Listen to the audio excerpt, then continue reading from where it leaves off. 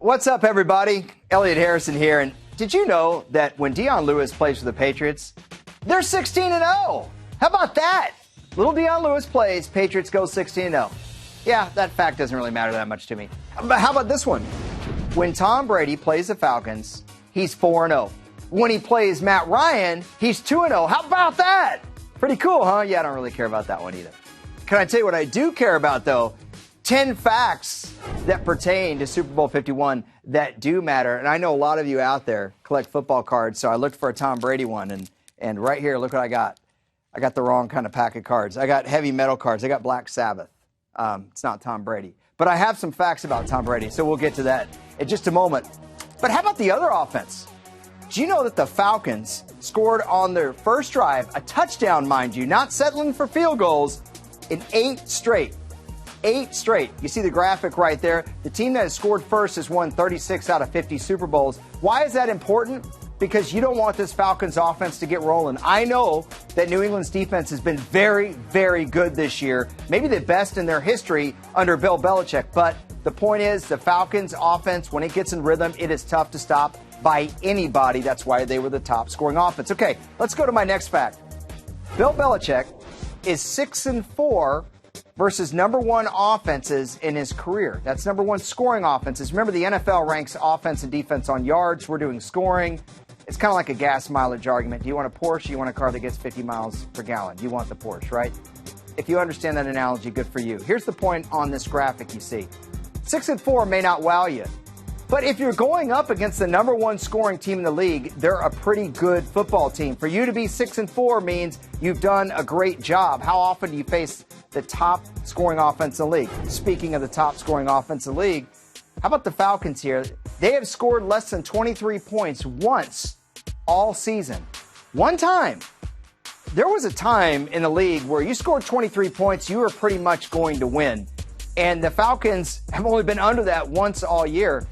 It's hard to understand how this team didn't go 13-3 or 14-2. That said, their defense obviously could be a little better. The point here, though, is consistency. And I think New England's going to have a hard time keeping this team under that figure, which means the Patriots offense is going to have to score. What's the Patriots defense going to show us? Well, how about this? They haven't given up more than 2 touchdowns in 10 games. Now, it's one thing for me to give you that fact and then show Ryan Fitzpatrick, which isn't really fair. But aha! How about against the Steelers offense? The Patriots have been consistent no matter who they've played for the most part. Only 3+ touchdowns 4 times all year. Yeah, Brock Osweiler, that may not have been the most impressive because it's the Texans offense or this 49ers. But the thing is when they played Pittsburgh in the AFC Championship, a lot of people pointed to that, and they shut those guys down too. Okay, let's go to fact number 6. Speaking of, in the last 6 games, the Falcons defense is only giving up 19.3 points per game. 19.3 points per game is enough to win in the NFL. That number is not supposed to jump off the page, but I felt like it was pertinent, and I told our producer I thought it was pertinent because it shows improvement. The Falcons' defense has been much maligned, or was early in the year. They've gotten to the point where I would say they are viable, and you saw that against the Packers. With the offense they have, all they need to do is hold the fort in the red zone, give up some field goals instead of 6s, and they're going to be okay. Or 7s if you're counting extra points. Okay, here's an extra point for you. When you look at the Falcons' passing stats versus the Patriots' pass defense, and you get into the weeds, there's some interesting numbers here. Now, we don't like to show graphics for 30 seconds straight, but I want you to read here. 9.3 yards per pass attempt. Okay, that was huge. Tom Brady was a full yard behind Matt Ryan in that category. You look at the Patriots' defense against quarterbacks that were pretty good, i.e. quarterbacks that had over a 90 passer rating, they gave up 7.9 yards per attempt. That's a high number. Against all other quarterbacks, 6.1.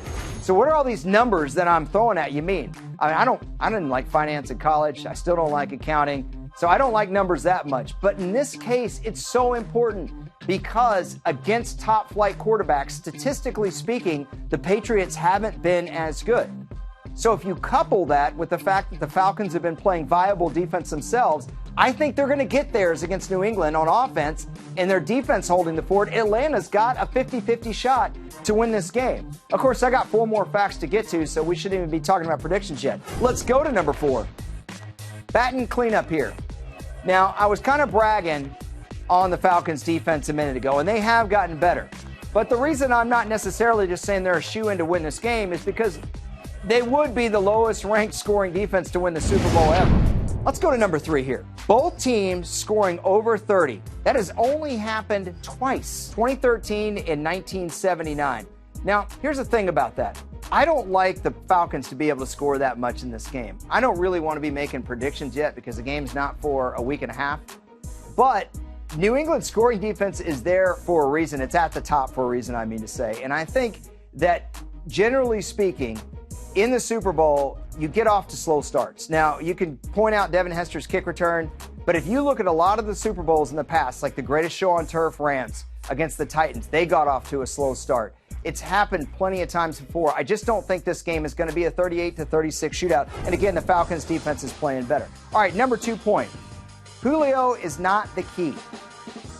Say what? Julio is not the key.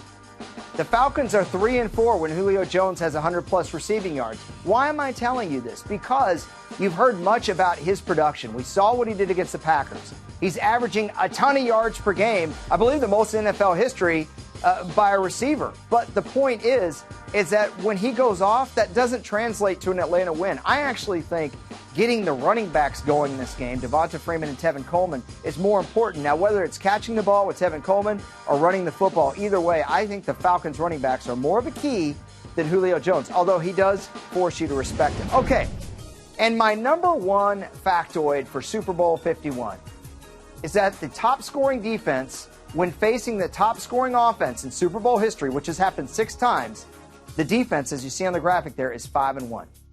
5-1. The only time the top scoring offense ever beat the top scoring defense was 1989, Super Bowl 24. It was the 49ers. Joe Montana was MVP of the league and was actually probably at his best in his 16-year Hall of Fame career. So you're talking about the best quarterback of all time at the top of his game. And oh, by the way, he was throwing to the best wide receiver of all time right in the middle of his prime, Jerry Rice. The 49ers had a 1,000-yard running back in Roger Craig. They had a good tight end. I just don't know that that's going to be applicable here. The other 5 games that I think are more applicable, those are the top scoring defenses winning. I'm talking about the 78 Steelers, the 1990 Giants, the 1984 49ers. 5-1 the top defenses are against the top offenses. And why I said that last line like Yoda, I have no idea. But I think Yoda would probably pick the Patriots in Super Bowl 51 because of that defense. I haven't made up my mind yet. What do you think? Leave a comment below.